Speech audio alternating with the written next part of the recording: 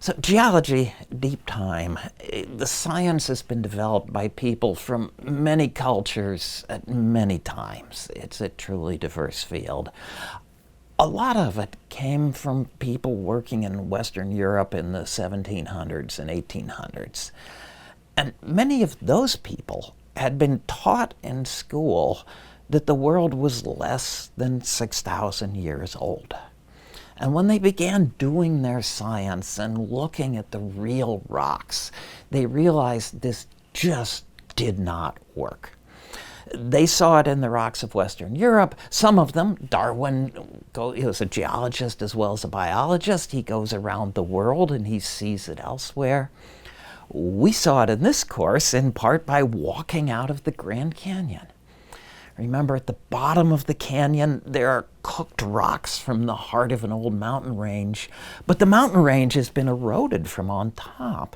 And then there was a surface, and then the surface dropped and the sea came in, and you have sediments that were deposited there very slowly. You can see where a slime of algae trapped a little mud, it grew up through it and made another layer that trapped more mud, and they made a stromatolite.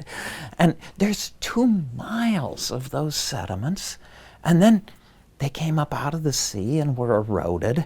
And on top of them is another mile of sediments, which are what we see as the main walls of the canyon.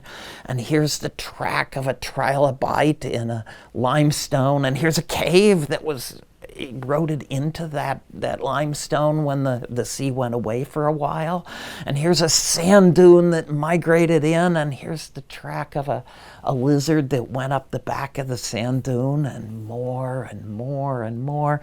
And if you go up the north side of the Grand Canyon, you can look north and the layers slant down under the sand dunes of Zion, under the lakes of Bryce, under Native American sites that are older than written history.